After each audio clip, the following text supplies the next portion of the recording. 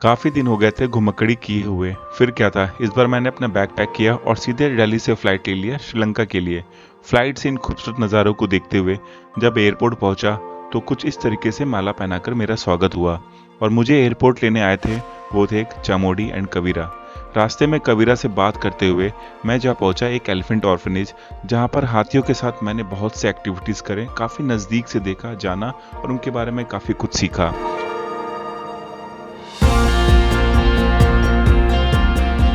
मैं हूँ Indira Gandhi international airport पर और मैं पहली बार फ्लाई कर रहा हूँ श्रीलंकन एयरलाइन से। जैसा कि आपको एयरलाइंस के नाम से ही पता चल रहा होगा श्रीलंका, तो मैं श्रीलंका ट्रैवल कर रहा हूँ वहाँ के टूरिस्ट अट्रैक्शन को विज़िट करने के लिए। 8-9 दिन का पूरा ट्रिप है। साउथ श्रीलंका एक्सप्लोर करने वाला हूँ। ट्रिप के बारे में आपको बाकी चीज़ें भी बताऊँगा, बाद में बताऊँगा, डिटेल में बात करेंगे। फ़िलहाल 4:10 मेरी बोर्डिंग है। मेरे पास 30-40 मिनट और है, सोचा आपसे थोड़ा बात कर लूँ। खैर, एक चीज़ शेयर करनी थी कि जब मैं सिक्योरिटी चेक करा रहा था तो उस वक्त हुआ यूँ कि मेरे पास मेरे गिम्बल का एलन की था। गिम्बल जिसमें कैमरा फिट करते हैं और अच्छे शॉट ले सकते हो, तो मेरे पास एलन की था। सिक्योरिटी चेक वालों ने मुझे अलाउ नहीं किया वो गिम्बल ले आने के लिए। उन्होंने बोला कि it can cause security threat. मैंने उनकी बात मानी। मैंने बोला बट ये एलन की मेरे लिए इम्पॉर्टेंट है, तो कैसे इसको मैं ले जा सकता हूँ। उन्होंने मुझे सजेशन दिया कि आप श्रीलंकन एयरलाइंस वालों से बात करिए, किसी उसके एम्प्लॉय को भेजिए जो बोर्डिंग गेट पर होगा, वो आके सिक्योरिटी चेक के उस गेट से वो एलन की उठा कर ले जाए और आपकी फ़्लाइट जब लैंड होगी तो आपको एलन की मिल जाएगा। मैंने बोला मेरे पास समय नहीं है इतना कि मैं ये सारी चीज़ें कर पाऊँ। मेरी बोर्डिंग अभी स्टार्ट हो जाएगी 30-40 मिनट में, बट सिंस एयरपोर्ट लंबा होता है और ये सब चीज़ें कर पाना थोड़ी मुश्किल होती है। खैर, देखता हूँ श्रीलंकन एयरलाइंस वाले एम्प्लॉय से बात करने की, उनके स्टाफ से बात करने की, क्या वो मेरी हेल्प करेंगे। अगर उन्होंने किया तो मुझे थोड़ा डाउट लगता है कि ये सारी चीज़ें कर पाना इतनी कम समय में पॉसिबल है। अगर नहीं मिला वो एलन की तो मैं फिर प्रॉब्ली श्रीलंका में जाके ढूंढूंगा कोई एलन की, वहाँ मिल जाए। देखते हैं। खैर, ट्रिप है 8-9 दिन का, पूरा एंजॉय करना है, मज़े करना है और hoping for the lifetime experience over there. देखते हैं, आप बने रहिए वीडियो में। ये खूबसूरत सफ़र देखने के साथ साथ मैं आपको कुछ ज़रूरी इन्फॉर्मेशन शेयर कर देता हूँ। श्रीलंका जाने के लिए वीज़ा की ज़रूरत नहीं पड़ती, पर वहाँ जाने के लिए आपको electronic travel authorization form fill करना पड़ेगा, जिसके बाद आपको ईमेल पर श्रीलंकन इमिग्रेशन डिपार्टमेंट से अप्रूवल ईमेल रिसीव होगा। यह electronic travel authorization form fill करने के लिए इंडियंस को अक्टूबर 2023 से पहले अप्रॉक्स 21 USD फ़ी चार्ज होता था, पर टूरिज्म को बढ़ावा देने के लिए मार्च 2024 तक ये electronic travel authorization form free कर दिया गया है। फिलहाल Bandaranaike international airport Sri Lanka के कोलंबो में ये, और 3.5 घंटे की लंबी फ़्लाइट दिल्ली से लेने के बाद मैं यहाँ पहुँच गया हूँ फाइनली। अभी मैं थोड़ा सा फ्रेश होने जा रहा था तो सोचा कि उससे पहले आपको एक इम्पॉर्टेंट अपडेट शेयर कर दूँ। मैं अपना इमिग्रेशन का एक्सपीरियंस शेयर करना चाहता हूँ आपसे कि कैसा रहा मेरा इमिग्रेशन का एक्सपीरियंस। पहले मैं बात करूँगा इंडियन इमिग्रेशन का, जो मुझे इंदिरा गांधी इंटरनेशनल एयरपोर्ट पे मिला। मैं जब वहाँ पहुँचा तो इमिग्रेशन पे मुझसे पहले तो क्वेश्चन ये पूछा गया क्यों जा रहे हो और कितने दिन के लिए जा रहे हो। मैंने कॉन्फिडेंटली जवाब दिया उन्हें कि मैं 7 दिन के लिए जा रहा हूँ और हॉलीडे के पर्पज़ से जा रहा हूँ, घूमने जा रहा हूँ, मैं ट्रैवल करता रहता हूँ फ्रिक्वेंटली। फिर उन्होंने पूछा आपका वीज़ा किधर है। उन्होंने इतना कॉन्फिडेंटली मुझसे पूछा आपका वीज़ा किधर है, एक वक्त के लिए मैं back of the mind subconsciously ये सोचने लगा यार श्रीलंका में भी वीज़ा लगता है क्या, क्योंकि एक्चुअली में श्रीलंका में वीज़ा नहीं लगता फॉर इंडियंस। आप एक ऑनलाइन ट्रैवल परमिट आपको इशू होता है, उसके कुछ नॉमिनल चार्जेस आपको देने पड़ते हैं पर पर्सन, अप्रॉक्सीमेटली 1700-1800 रुपये। वो देने के बाद आपको एक अराइवल कार्ड फिल करने का लिंक मिलता है। बस वो अराइवल कार्ड का लिंक में जाइए, वो सारी डिटेल्स फिल करिए, ख़त्म। यहाँ सारी चीज़ें ख़त्म हो जाती हैं, फर्दर कोई वीज़ा की ज़रूरत नहीं पड़ती है। बट इंडियन इमिग्रेशन ने मुझसे इतना कॉन्फिडेंटली पूछा कि आपका वीज़ा किधर है। मैंने बोला नहीं, वीज़ा नहीं है, वीज़ा तो नहीं लिया मैंने, ये ट्रैवल परमिट है। उन्होंने बोला वीज़ा पहुँच के लोगे। मैंने बोला नहीं, मैं वीज़ा नहीं लूँगा क्योंकि वीज़ा इंडियंस के लिए ज़रूरत नहीं है। फिर उन्होंने बोला ओके। अब पता नहीं मुझे उन्होंने ऐसा क्यों पूछा, जानबूझ के पूछा, चेक करना चाहते थे मुझे वीज़ा प्रोसेस के बारे में पता है भी या नहीं है, बट उन्होंने मुझसे ऐसा पूछा। खैर, ये था मेरा इंडियन इमिग्रेशन का एक्सपीरियंस। अब मैं बात करूँगा श्रीलंकन इमिग्रेशन का एक्सपीरियंस। यहाँ पर चीज़ें काफ़ी स्मूथ रहीं। उन्होंने नहीं पूछा क्यों आए हो, कितने दिन रुकोगे, कहाँ जाओगे, ऐसी कोई चीज़ें नहीं पूछी। नॉर्मल उन्होंने मेरा पासपोर्ट लिया, उन्होंने मेरा ऑनलाइन ट्रैवल परमिट जो मैंने इशू करवाया था वो लिया, चेक करा, स्टैंप लगाया, मोहर लगाया, बोला जाओ। ये बहुत ही सिंपल रहा मेरा श्रीलंकन इमिग्रेशन का। बट इंडियन इमिग्रेशन ने उन्होंने पूछा मेरे से, जो कि मुझे लगता है नहीं पूछना चाहिए था, कि वीज़ा जब उन्हें वो इमिग्रेशन में है तो उनको खुद आइडिया होगा कि वीज़ा वगैरह की ज़रूरत नहीं पड़ती है। बट खैर, उनको पूछना तो उन्होंने पूछ लिया। चलिए मैं अब यहाँ से आगे निकलूँगा फ्रेश होने के बाद एंड करते हैं एक्सप्लोर श्रीलंका। यहाँ एयरपोर्ट पे फ्रेश होने के बाद मैं बाहर निकल आया हूँ और मुझे लेने के लिए जो बंदे आए हुए हैं उनका नाम है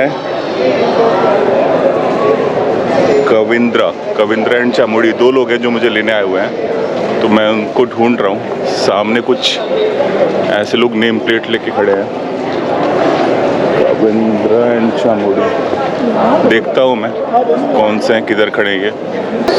हाय हाय। Oh, thank you so much. Thank you. So he will be with me for next 6-7 days. Correct. So I have shared his contact number and details. Yeah. So you can connect with him. So मुझे लेने के लिए चामोड़ी and कविंद्रा आए हुए थे। मेरे साथ ये पीछे चामोड़ी हैं एंड इज चामोड़ी एंड इज कविंद्रा। सो कविंद्रा के साथ मुझे नेक्स्ट 6-7 डेज़ पूरा जो भी मैं श्रीलंका में एक्सप्लोर करने वाला हूँ वो कविंद्रा के साथ करूँगा। एंड चामुड़ी थोड़ी देर मिल करके यहाँ से चली जाएंगी, क्योंकि उनके थ्रू ही मुझे कविंद्रा मिले हैं। तो I am all excited.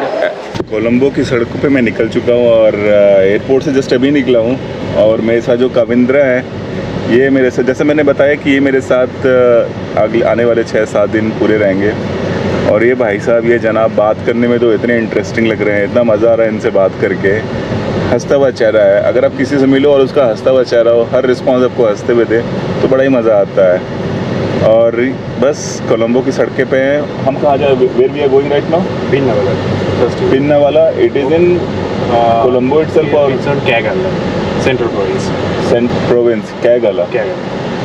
Okay, so अभी पिन्नावाला जा रहे हैं। वहाँ पर there are different elephant activities जो हमें करने हैं। देखते हैं वो भी एक्सपीरियंस नया होगा, क्योंकि आज तक हाथियों के साथ उनकी लाइफस्टाइल, वो रहते कैसे हैं, उनकी हरकतें कैसी हैं, ये सारी चीज़ें आप वहाँ जाके एक्सप्लोर कर सकते हो।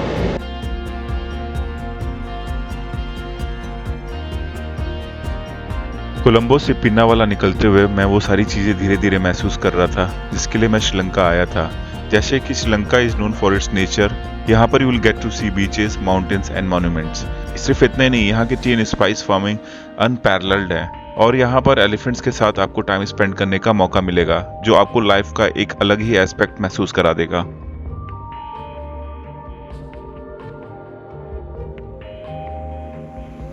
उस पॉइंट पे पहुंच चुका हूँ, मिलेनियम एलिफेंट फाउंडेशन, जहाँ पर हाथियों के साथ डिफरेंट एक्टिविटीज़ कराई जाती है। पीछे ये बोर्ड है जहाँ पर मेंशन है कि डिफरेंट वो एक्टिविटीज़ क्या हैं। और 2-3 तरीके के पैकेजेस हैं। पहला पैकेज है कुछ 1.5 घंटे का, दूसरा पैकेज है 3-3.5 घंटे का। और जैसे जैसे जो भी पैकेज चूज़ करोगे उसके अलग अलग रेट हैं। और जैसे मैंने एक पैकेज चूज़ किया यहाँ पर 1.5 घंटे का, उसका ये मेरे से $30 मांग रहे हैं, तकरीबन 2500 से 2800-2700 रुपये के आसपास ये मांग रहे हैं। 1.5 घंटे का है। इसमें एलिफेंट बाथ और एलिफेंट को आप फीड कर सकते हो, खिला सकते हो कुछ। और म्यूज़ियम में एक वो एलिफेंट से रिलेटेड वो एक्सप्लोर कर सकते हो। तो चलिए, मैंने वो $30 वाला जो कि 1.5 घंटे का है वो पैकेज चूज़ किया। मैं जाता हूँ अंदर से देखने कैसा है। Okay, thank you. Millennium elephant foundation एक NGO है जो कि डेडिकेटेड है एलिफेंट्स के वेलफेयर के लिए। उनको एक तरीके से कैप्टिव में रख करके भी वो मेक श्योर करते हैं कि वो एलिफेंट सारे सही से रहे, उनको कोई तरीके की कोई परेशानी नहीं हो और एक वो लंबा जीवन जी सके। I'm Nancy, guide for you. Okay. A program like this. First, I'll show you the museum. Then I will arrange the elephant. You can feed the elephant. Okay. Then we can start the boat. Then it's like a jungle walk here. Okay. This is a leg bone of the elephant. This is a tibia and this is a femur. Elephant like. If you like, you This- can touch and take a photograph. This one is of female and this one is of female and No. This is a tibia and this is a femur. okay, This okay. part and this part. Of elephant and this is real one. All original bones we find in the jungle. It's a backbone of the elephant. This one is backbone of elephant. This is a single vertebra. Asian elephant have a 20 and African elephant have a 21. Okay. Asian walrus. This is called howdah. Howdah means cage. Okay. It's very bad for the elephant backbone. Yeah. Okay? Because 6-7 people sit on their backbone going to walk. So probably it will rupture their elephant skin and bone will come out from there. In case the backbone is always moving, damage elephant backbone. That reason we don't use it. Okay? And now we're going to disturb the elephant riding. And this cage we call it howdah. Howdah. Howdah. In which language it is? It's a old country. They are Okay. English language. Okay. But some male, this one female. This one is female elephant head and this male elephant head. Both are more or less similar size. This one is bigger. This one bigger. Okay.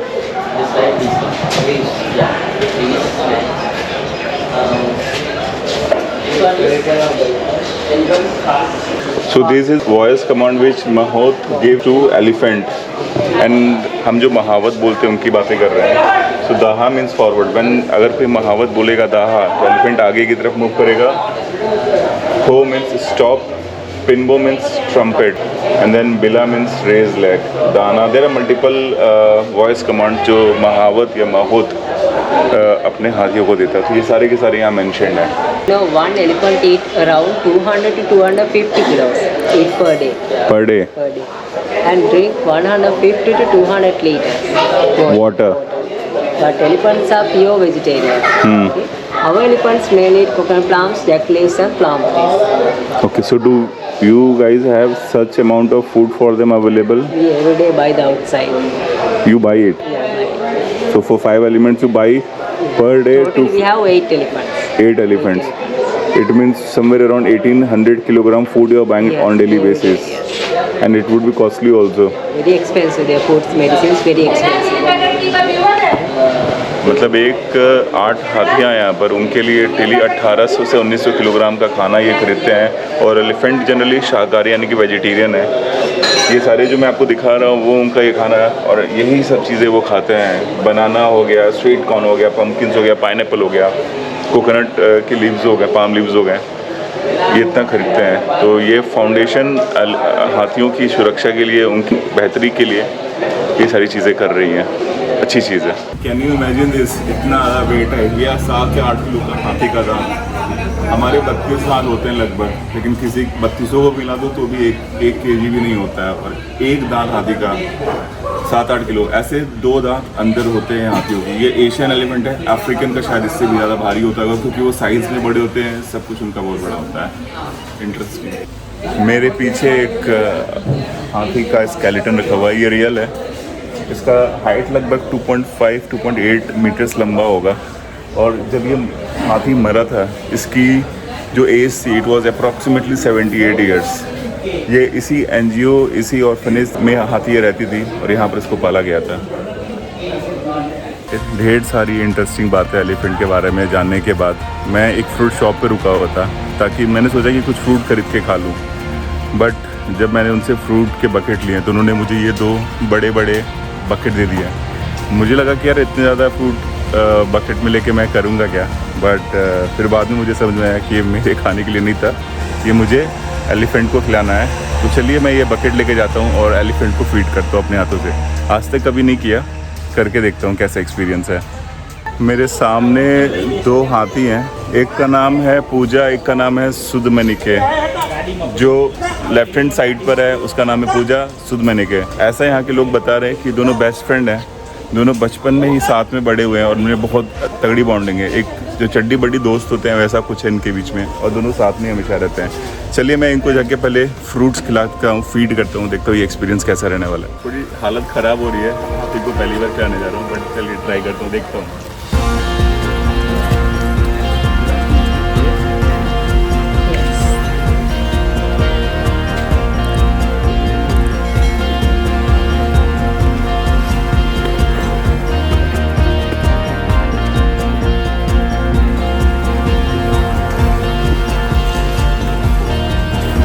मज़ा आया। एक piece डाल रहा था, वो एक बार में ख़त्म हो जा रहा था। मतलब हम और आप तो इमेजिन नहीं कर सकते एक झटके में सब कुछ ख़त्म कर देना। Amazing experience. आप भी आओ, मज़े लो इस चीज़ के। मेरे साथ पीछे पूजा, बगल में महावत जी वो चल रहे हैं, उनके इशारों पे पूजा चलती है। फ़िलहाल तो मैं बस साथ में चल रहा हूँ। मेरे पीछे एक हाथी है जिसका टस्क बहुत ज़्यादा बड़ा है। मैंने अपनी लाइफ में ऐसा इतना बड़ा टस्क किसी भी हाथी का देखा नहीं। तो पीछे आपको ये हाथी दिख रहा होगा, देखो उसका टस्क कितना ज़्यादा बड़ा है। और सरप्राइजिंगली ये इंडियन गवर्नमेंट ने ये हाथी यहाँ भेजा है कुछ मेडिकल ट्रीटमेंट के लिए, जो शायद फैसिलिटी हमारे हिंदुस्तान में नहीं है। बट इस NGO के पास वो सारी फैसिलिटी है, वो सारी सुविधा है जहाँ पर इसका मेडिकल ट्रीटमेंट हो जाएगा। बट एनीवेज, इसका टस्क वाकई बहुत बड़ा है। एटलीस्ट ये 4 फुट का तो एक टस्क है ही, काफ़ी बड़ा है। अभी वो मुझे देख रहा है और जैसा मेरे साथ मेरे गाइड है उन्होंने मुझे बताया कि इसका टेस्टोस्टेरोन लेवल काफ़ी ज़्यादा ऊपर है, इसलिए इसको ऐसे आइसोलेट करके रखा गया, साथ में नहीं घुमा रहा है इसको किसी के। एंड ये हाथी मुझे कॉन्टीन्यूसली अभी घूर भी रहा है, देखो एक टक से मुझे घूर रहा है। क्या पता कब गुस्सा हो जाए और मेरे पीछे दौड़ा चला है। तो इससे पहले वो मेरे पास है, मुझे यहाँ से निकल जाना चाहिए। मैं आपको दिखाता हूँ हाथी जब आगे बढ़ता है और उसको रोकना होता है तो वो कैसे कम्युनिकेट करते हैं।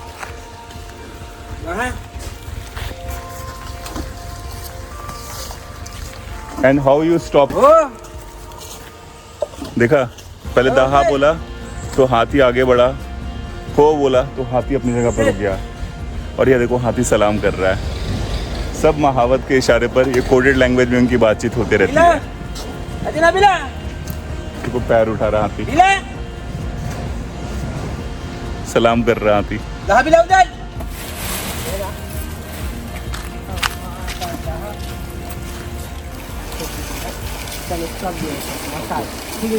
ये स्क्रबर है, हाथी के स्किन को स्क्रब करने के लिए भाई साहब ने मुझे दिया, उससे स्क्रब करूंगा।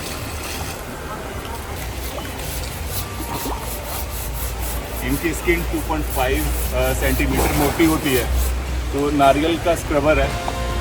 हम इंसान जो स्क्रबर यूज़ करते हैं वो नहीं चलेगा, ऐसे ही कुछ स्क्रबर लगाना पड़ेगा उनको, ताकि वो इनके जो चमड़ी पर, इस मोटी चमड़ी पर जो मैल जमा हुआ है वो साफ हो पाए। ठीक है, फिलहाल तो मैं इसको अभी नहला रहा हूँ और फिर बाद में हाथी अपने ट्रंक से मुझे शावर देगा।